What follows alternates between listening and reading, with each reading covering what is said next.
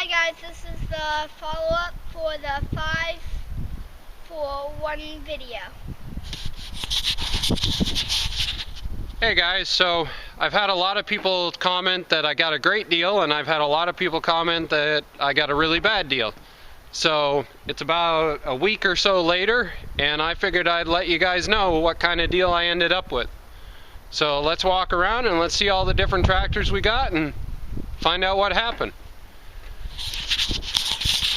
First, we've got the Toro that Don's on right now. This thing, unfortunately, is massively a lost cause.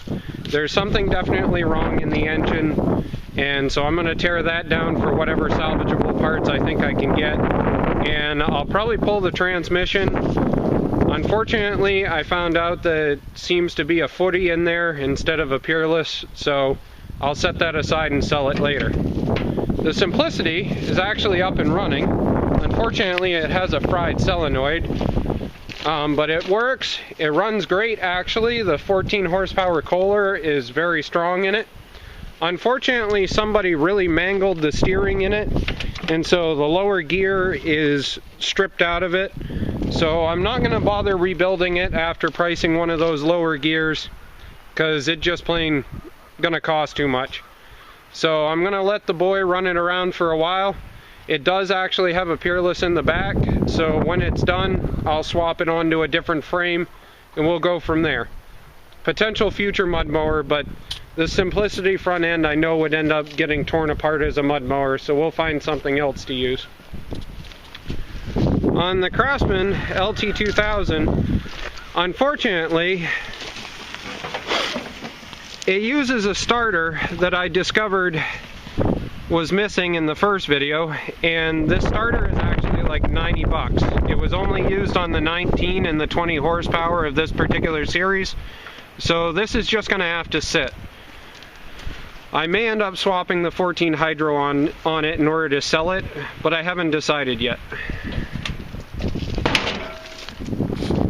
On the Toro Rider, which was hopefully going to be my saving grace, it actually was. It works great, it shifts, it drives, cuts grass, and it's already sold. So that there, I managed to make back the money that I spent on the original Craftsman too.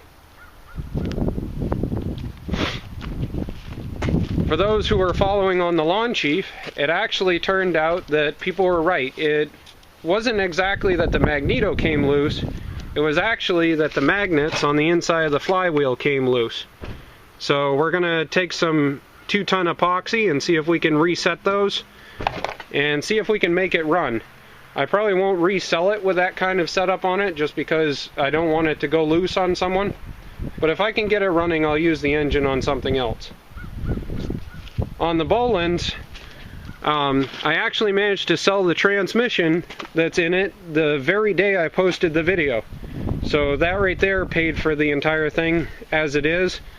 MS Steel actually took something similar to this, made out of a John Deere rider, and he created a cart out of it.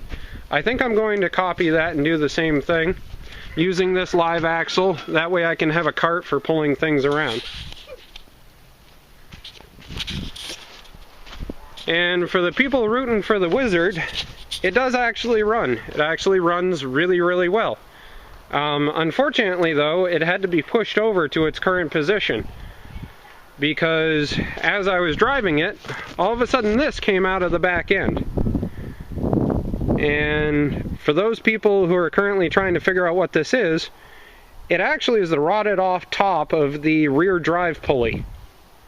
So I'm going to have to replace that pulley in order to have it up and running. And I'll probably throw it up on Craigslist as a tractor for pulling around a cart, probably 100 bucks later on this month.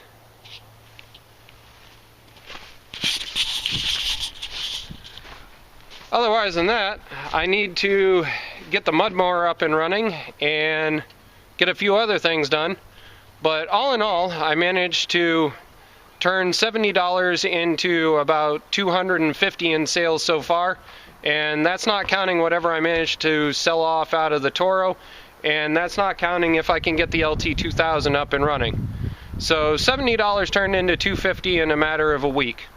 Yeah, sounds pretty good to me. Hey guys, I figured I'd end this video by showing you yet another reason why you need a winch mounted on your mud mower. And the answer to that is maintenance. Especially when you just bought a brand spanking new Kevlar belt in order to find out whether all this junk about Kevlar belts having better grip and stronger tension and stuff like that is real. So, follow-up video to come soon. Kevlar belt, does it actually make a difference?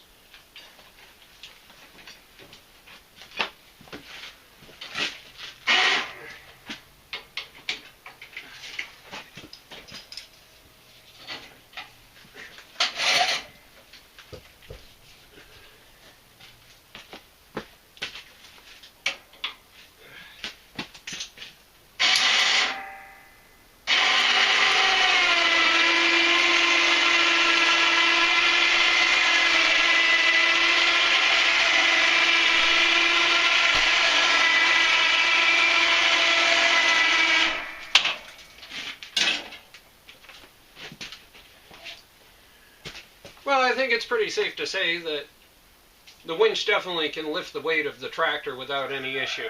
So, thanks guys for watching, and stay tuned for more fun.